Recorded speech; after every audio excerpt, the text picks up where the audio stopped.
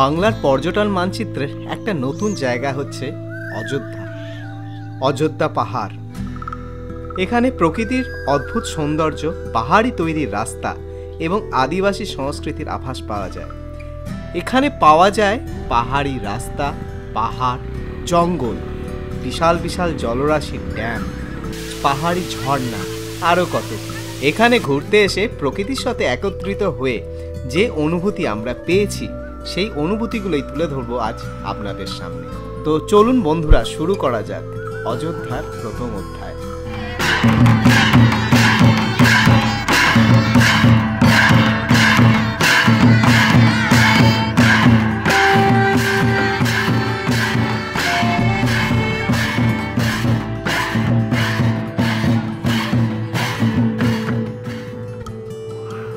Welcome, নমস্কার বন্ধুরা। আজকে শুরু করছি আবার একটা নতুন ব্লগ। আর এখন আমরা আছি ঠিক দিশেরগড় ব্রিজের উপর। এই যে পেছনে দেখতে পাচ্ছেন, এইটি হচ্ছে দামোদর। আজকে একদম অন্য জায়গা থেকে, মানে একটা ডিফারেন্ট জায়গা থেকে ব্লগটাকে শুরু করছি, দিশেরগড় দামোদরের উপর থেকে। আমরা কোথায় যাচ্ছি আপনারা তো থাম্বনেল দেখে অলরেডি বুঝেই গেছেন। তো আমরা বাড়ি থেকে বেরিয়েছি দিশেরগড়, মোটামুটি এখান পর্যন্ত মোটামুটি 30 কিলোমিটার। আর আমার ঘর থেকে আমাদের ডেস্টিনেশনের দূরত্ব হচ্ছে 130 কিলোমিটার, মানে এখনও 100 কিলোমিটার আমাদের বাকি। আচ্ছা, আর একটা কথা, আপনারা যারা পুরুলিয়া আসতে চাইছেন, আমি রাস্তাটা মোটামুটি দেখাবো। আপনারা যারা পুরুলিয়া আসতে চাইছেন তারা কিন্তু, মানে যদি আপনারা পুরুলিয়া পুরো সার্কিটটা করতে চান, তাহলে কিন্তু আমি বলবো Asansol is the best option. কেননা এখান থেকে আপনি বরন্তি, জয়চণ্ডী পাহাড়, আর গড়পঞ্চকুট, পাঞ্চেত, মাইথনটা যদিও পুরুলিয়ার মধ্যে পড়ে না, তো এই সমস্ত জায়গাগুলো কিন্তু আপনারা আসানসোল থেকে খুব ভালোভাবে মানে করতে পারবেন। আর তারপরে এইগুলো দেখার পরে আপনারা চলে যাবেন হচ্ছে অযোধ্যা। তারপর ওখান থেকে পুরুলিয়া স্টেশন বা বরাভূম স্টেশন, যে কোনো একটা স্টেশনে থেকে আপনারা রিটার্ন করে নিতে পারেন। তো চলুন, আজকের ব্লগ আসানসোল থেকে, বাট আমরা এখন দিশেরগড় থেকে বাকি জার্নিটা দেখাচ্ছি। আর আমরা বেরিয়েছিলাম ঠিক 11:10-এ, আর এখন বাজে 12:10। ঠিক আছে, বেরোতে অনেক দেরি হয়ে গেল। ভেবেছিলাম একটু তাড়াতাড়ি বেরোবো, বাট হয়ে ওঠেনি। তো চলুন, অনেক দেরি হয়ে গেছে, বেরোতে হবে। I can feel the blood creeping up from the heathens. Got will, got fight, got pride, got reason. If they wanna go eat, then you know I'm gon' feed them. If you're coming for me, hope you're ready for a demon. I got eyes in the back of my head, I'm seeing. Take me for granted and you know I'm leaving. I'ma take what's mine with the webs I'm weaving. I could take this crowd from seeing to believing. Got a taste for blood. Disergarh থেকে আমরা আরও মোটামুটি 50 kilometre, মানে 50 kilometre মতো চলে এসেছি। 50 kilometre পর আবার এসে দাঁড়ালাম। আর মাঝখানে রঘুনাথপুর পড়েছিল, রঘুনাথপুর ক্রস করে রঘুনাথপুরে আমরা সেরকম দাঁড়াইনি। আর এখন ঘড়িতে বাজে প্রায় দুটো বাজতে যায়। তো এখন আপাতত রাস্তায় কোথাও দাঁড়িয়ে খেতে হবে। আর এই রাস্তাটা কিন্তু প্রচণ্ড বাজে, মানে একদম মানে প্রচণ্ড ভিড়, মাঝে মাঝেই ভিড়, প্রচুর গাড়ির আর পুরো রাস্তাটা পটহোলে ভর্তি, ছোট পটহোলে ভর্তি।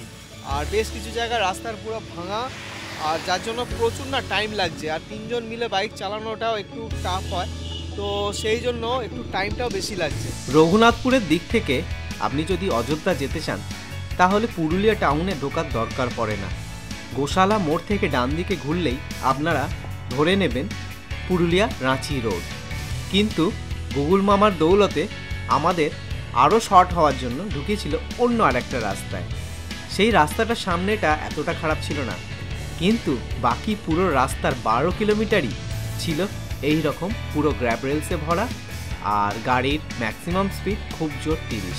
তবে পুরো রাস্তাটাই বন্ধুরা তৈরি হচ্ছে, হয়তো কিছুদিন পরে এলে রাস্তাটা আপনারা খুব ভালোই পাবেন।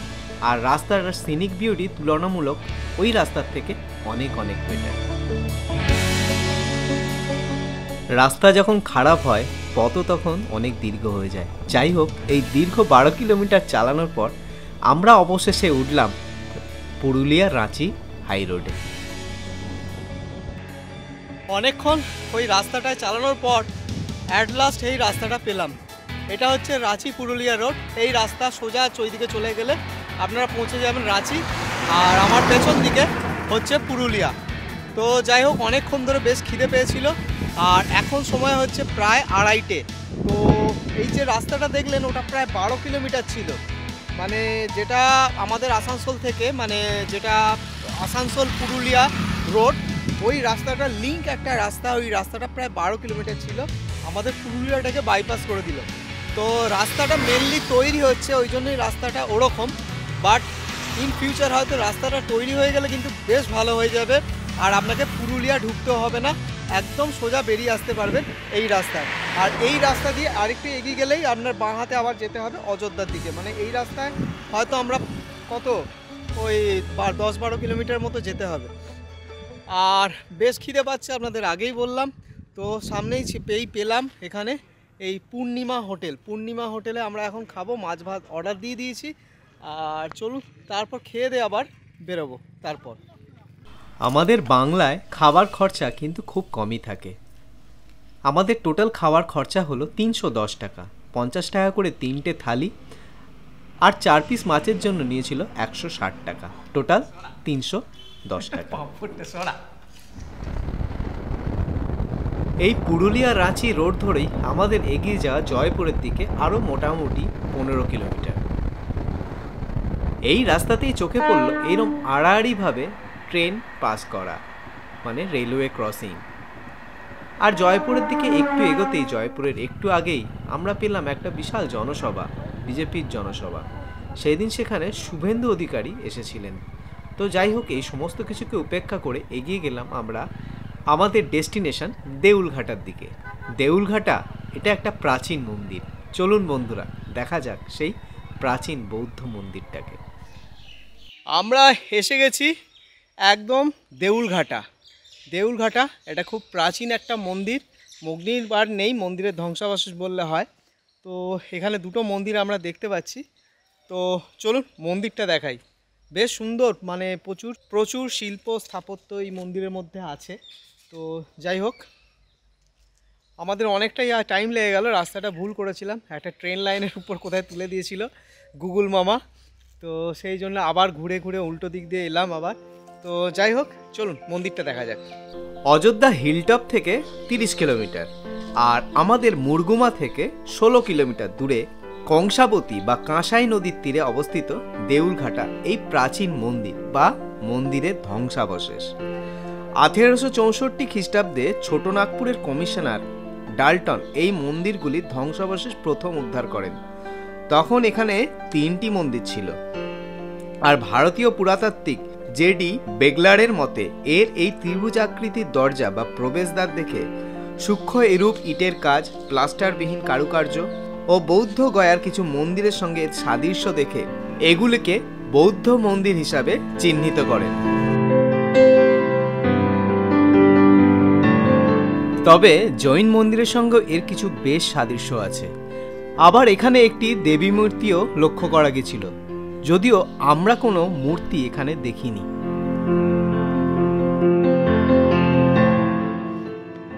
আগের মন্দিরটা তো ছোট মন্দির ছিল, আর এখন এখানে দেখছি একটা বড় মন্দির। এটা কিন্তু ওইটার থেকে তুলনামূলক অনেক বড়।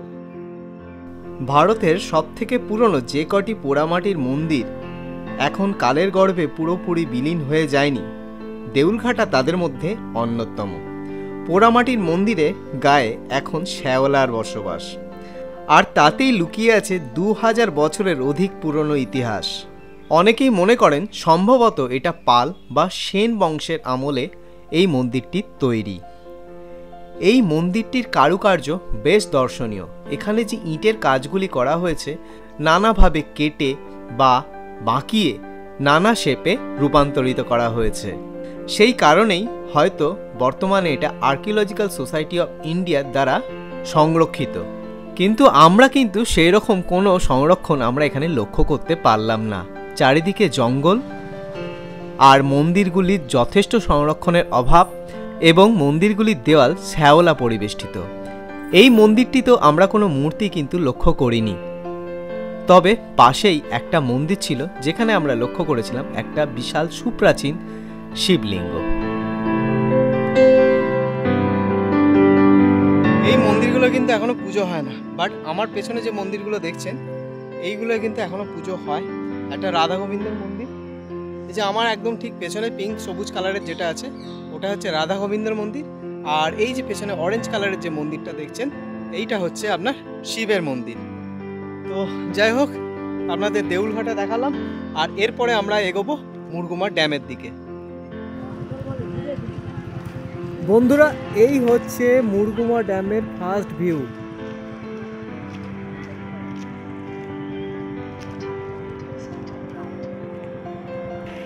আমাদের এই পর্যন্ত আস্তে আস্তে প্রায় সন্ধ্যেই হয়ে গেছে, মানে বুঝতে পারছেন আলো খুবই কম। তো যাই হোক, আমরা অ্যাট লাস্ট পৌঁছে গেছি। রাস্তা কিন্তু খুবই বাজে ছিল, আর মোটামুটি 1 কিলোমিটার মতো হচ্ছে আমাদের হোটেল। চলুন হোটেলে গিয়ে হোটেলটা দেখাচ্ছি, মানে কোথায় থাকছি। আমরা যেটা থাকছি সেটা হচ্ছে পলাশ বিতান ইকো রিসর্ট বা ইকো হাট। এই হচ্ছে রাস্তা ড্যামের পাশ দিয়ে। এই হচ্ছে বন্ধুরা রাত্রির বেলার পলাশ বিতান। আর এই যে এটা সামনে আমাদের রুম, আর গাড়িটা এই যে সামনেই একদম রুমের সামনেই দাঁড়িয়ে আছে। আর এখানে দেখতে পাচ্ছেন বন্ধুরা তন্দুরি হচ্ছে, তন্দুর মানে কাবাব। বেশ ভালো লাগছে বলো, এই ঠান্ডা ঠান্ডা বসে আগুনের কাছে। হ্যাঁ, খুব ভালো লাগছে। আমাদের এখানে এটাই তো সব থেকে মজার কাজ এই সময়। আমরাও আজকে এখানে একটা বনফায়ারের অ্যারেঞ্জমেন্ট করেছি সন্ধেবেলা। প্রচণ্ড ঠান্ডা, তো সেই প্রথমে ভেবেছিলাম করবো না, কোনো দরকার পড়বে না, বাট ভালো লাগবে। আপনারাও আসলে করতে পারেন, কিন্তু এখানে পার হেড 250 টাকা করে, মানে এই বনফায়ারটা অ্যারেঞ্জ করার জন্য কাঠের জন্য 250 টাকা এরা চার্জ করছে, 250 টাকা এরা নিচ্ছে। আমার না সব কিছু লেটেই মনে পড়ে। যাক, তন্দুরিটা আমাদের এসে গেছে। আমি এই মনে পড়লো যে আপনাদের দেখাতে হবে। তন্দুরিটা খেয়ে ফেলেছি অলরেডি। তন্দুরিটি কিন্তু দারুণ বানিয়েছে, দারুণ। আর তার সঙ্গে এই মানে কি বলবো, কি বলে বনফায়ার, তার সঙ্গে এই বনফায়ার। আর ওইদিকে সাঁওতালি গান শুরু হয়েছে, মানে সাঁওতালি নাচ। তো ওইটাও আপনাদেরকে দেখাবো। আগে একটুখানি আর খেয়ে নিই, তারপর আপনাদেরকে নিয়ে যাচ্ছি সাঁওতালি নাচ দেখাতে। আচ্ছা, পলাশ বিতান এখান থেকে, পলাশ বিতান এখান থেকেই এখানে অ্যারেঞ্জ করা হয়েছে এই সাঁওতালি নাচের।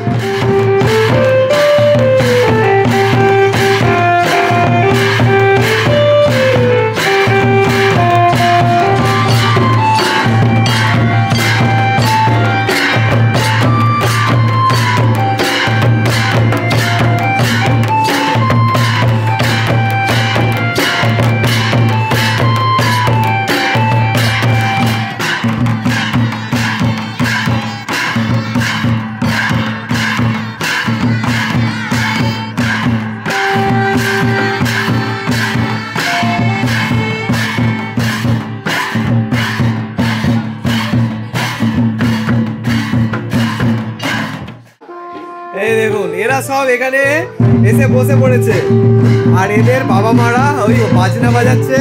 আরে তোদের নাম কি রে? হ্যাঁ, জিতেন্দ্র। তোর? রবীন্দ্র। আচ্ছা, তোর বাবা কি বাজাচ্ছে?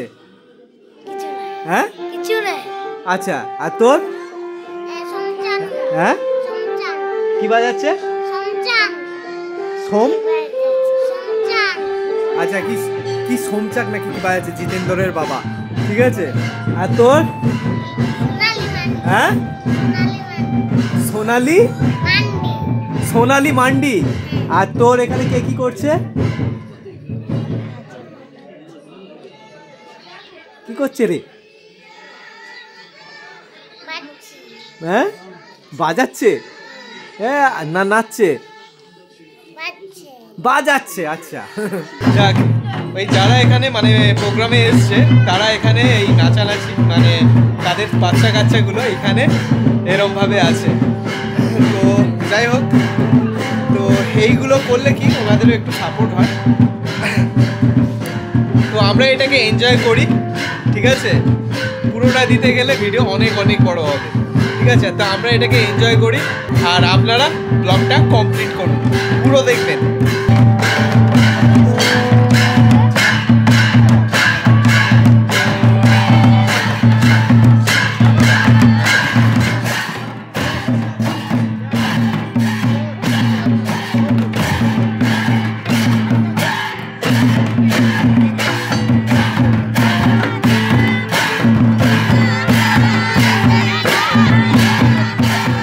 এই সমস্ত কিছুর মধ্য দিয়েই অবসান ঘটল এই সুন্দর রাত্রি, আর শুরু করলাম আর একটা নতুন সকাল। গুড মর্নিং আপনাদের সবাইকে। আজকে হচ্ছে পরের দিন সকালবেলা, মানে 22 তারিখ, 22শে ডিসেম্বর। আর good morning from Palash Bitan eco Haat. দেখতে পাচ্ছেন ওখানে রাজহাঁস ঘুরছে, একটা ছোট্ট জলাশয়, আর তার মধ্যে বেশ কিছু শালুক ফুল ফুটে আছে। দারুণ সুন্দর জায়গা, দারুণ দারুণ, চারদিকে পুরো প্রাকৃতিক পরিবেশ।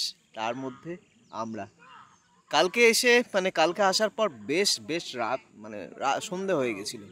তো তখন ভাবলাম যে দেখাবো, এসেই আপনাদের দেখাবো এই জায়গাটা, কিন্তু দেখলে আপনাদের ভালো লাগতো না, তাই ভাবলাম সকালবেলায় এটা আপনাদেরকে দেখাবো। তো আমাদের রুম যেটা নিয়েছি, রুমটা খুবই ছোট, ঠিক আছে। এখন সিজন চলছে, সিজনে জানেন আমাদের মাঝে মাঝে প্রচুর এরকম আসতে হয়, তো আমরা একটু কম বাজেটের মধ্যে রাখতে চাই, ঠিক আছে। তো দেখুন আমাদের রুমটা আগে দেখুন, তারপর চেষ্টা করব এখানে আরও যে রুমগুলো আছে, প্রচুর এখানে রুম আছে, টেন্ট আছে, ঠিক আছে, সেই রুমগুলো আপনাদেরকে দেখানো।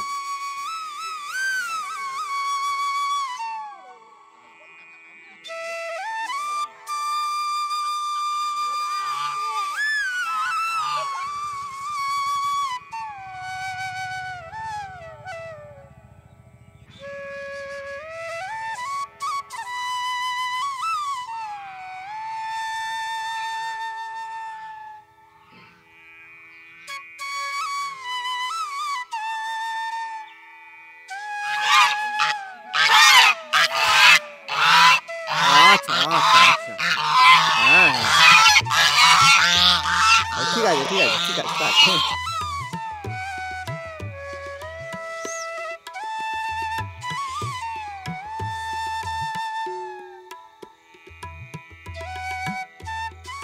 আমার এই পেছনে দেখছেন পুরো ধান ক্ষেত, একটা বেশ ফাঁকা নির্ঝুম জায়গা, পুরো রাত্রিবেলা পুরো অন্ধকার অন্ধকার। আর সত্যি কথা বলবো একটা, এখানে না সারা রাত আমি প্রায় শিয়াল ডাকতে শুনেছি, সারা রাত ধরে রেখে গেছে। শিয়াল নাকি ঠান্ডাতে এরকম ঠান্ডা লাগলে ওরা এরকম সারা রাত কাঁদতে থাকে, কাঁদার মতো, ঠিক আছে। কুকুর যেমন কাঁদে, শিয়াল সারা রাত কেঁদে গেছে। বেশ একটা রোমাঞ্চকর পরিবেশ, ঠিক আছে। আর চলুন এবার রুমটা দেখাই। এই রুমটার নাম দিয়েছে শিশু, ঠিক আছে। আর রুমটায় ঢুকেই আমার রিক একটা কথা বলল, রুমটার শুরুটা কোথায়, শুরুই হলো না, শেষ হয়ে গেল, বুঝতে পারছেন। আর এইখানে একটা দেখুন কুলার দেওয়া আছে, আর একটা আছে রুম হিটার, আর একটা টেবিল, ছোট্ট টেবিল, আর দুটো চেয়ারগুলো সব জিনিসপত্র আমাদের রাখা আছে, বুঝতে পারছেন, একটা দিন হয়ে গেছে। আর এই হচ্ছে বাথরুম, একটা ছোট বাথরুম আছে, ঠিক আছে। বাট এখানে কিন্তু গিজারটা আছে, ঠিক আছে, যেটা খুব কাজের জিনিস। আর রুমে এইরকম ছোট ছোট ডেকোরেশন করা আছে এইগুলো, আর একটি মাত্র পাখা আছে, এসি কিন্তু এই ঘরটায় নেই। আর বাইরেটায় একটা বেসিন আছে, যেটা রুমের বাইরে। আর আপনাদের একটা জিনিস চিন্তা হতে পারে, ভাবতে পারেন যে অযোধ্যায় রুম হিটারের কি দরকার আছে? হ্যাঁ আছে, কারণ হচ্ছে এখানে যে ছাদটা হচ্ছে কিন্তু টিনের, তো আপনার কিন্তু ভালোই ঠান্ডা লাগবে। রুম হিটারটা কিন্তু যথেষ্ট দরকারি এখানে। তো আপনাদেরকে আগেই বললাম এই রুমটা ভাড়া নিয়েছে 900 টাকা। তো চলুন আমরা এবার যাব হচ্ছে মুরগুমা, যেটা ড্যামের ভিউ পয়েন্ট, পাহাড়ের উপর থেকে না মুরগুমা ড্যামটাকে খুব সুন্দর লাগে, ওইটা আপনাদেরকে দেখাবো, ঠিক আছে। তো চলুন আগে যাওয়া যাবে।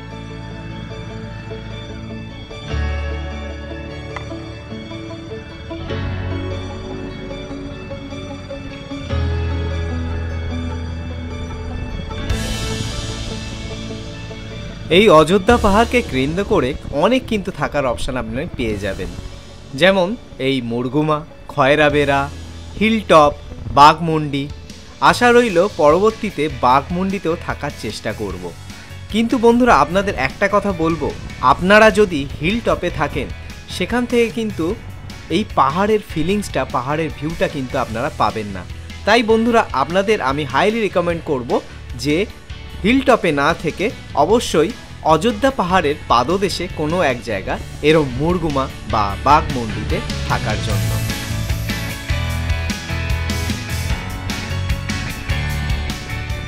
সেক্ষেত্রে কিন্তু এই পলাশবিতান ইকো হাট একটা ভালো অপশন। আমরা এখন হোটেল থেকে বেরিয়ে জাস্ট 400-500 মিটার মানে আমাদের পলাশবিতান থেকে, আর এই এসেই সামনে এই ড্যাম দেখতে পাচ্ছেন। আর এই ড্যাম্পের একটা সুন্দর জায়গায় এসে আমরা এখন পৌঁছেছি। এখান থেকে মানে জলটা এক্সেস হয়ে গিয়ে এখান থেকে জলটা বেরিয়ে যাবে এই পথ ধরে।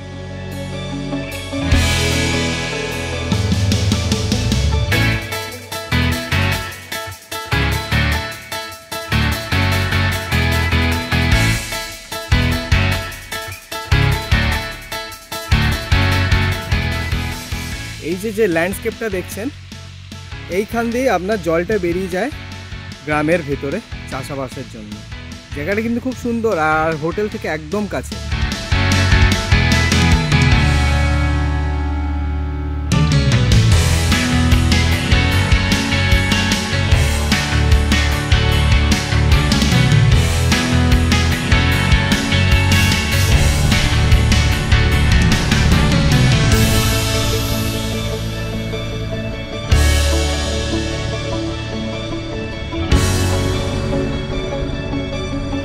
আমরা এবারে চলেছি মুরগুমা ড্যাম ভিউ পয়েন্ট, যেটা পাহাড়ের উপর থেকে বা সুসাইড পয়েন্ট। রাস্তাটা কিন্তু বন্ধুরা বেশ খাড়া, একদম হিমালয়ের পাহাড়ি রাস্তার মতো। পলাশবিতান থেকে ওই মুরগুমা ড্যামের পাশ দিয়ে জাস্ট এইটুকু আসলেই মানে কত 1 কিলোমিটার মতো আসলেই পাহাড়ের উপরে উঠলেই দেখতে পাবেন এরকম প্রচুর গাড়ি দাঁড়িয়ে আছে আর প্রচুর দোকানপাটও আছে এখানে। হ্যাঁ, আচ্ছা, এই জায়গাটার নাম হচ্ছে উকামরু ভিউ পয়েন্ট বা সুসাইড পয়েন্ট, ঠিক আছে। আর দাদা বলে দিল আমাদের, দাদার নামটা তুলসী মাহাতো। এখানে প্রচুর দোকান আছে, এই ছোলা ফোলা পাওয়া যাচ্ছে, ছোলা, ডিম সেদ্ধ, ঘুগনি সব আছে, আসলে এনজয় করতে পারেন। আর এনজয় করতে পারেন একটা ছোট্ট ট্রেক। এই ছোট্ট ট্রেকটার পরে আপনি পৌঁছে যাবেন একটা সুন্দর মনোমুগ্ধকর জায়গা।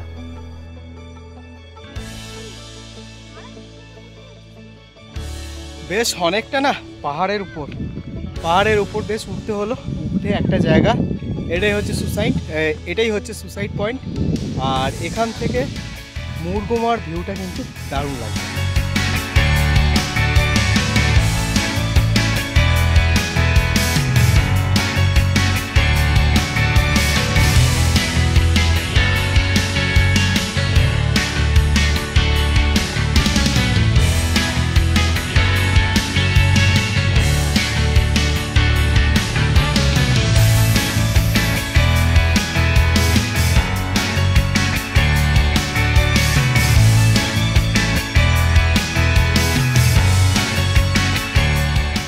যাকে বন্ধুরা, এই সুন্দর জায়গা থেকে এই ব্লগটা মানে এটা 2 দিনের ব্লগ, এই ব্লগটাকে এখানেই শেষ করে দিলাম। কেননা ভিডিওটাকে ফালতু বড় করে লাভ নেই, অনেক বড় হয়ে যাচ্ছিল। আর বাকি যে জায়গাগুলো আসছে আমরা যাব, কি বামনি ফলস, তারপর আপার ড্যাম, লোয়ার ড্যাম, সেগুলো সব যাব, সেগুলো আসবে পরের ভিডিওতে। তো অবশ্যই আশা করব আপনারা অবশ্যই পরের ভিডিওটা দেখবেন।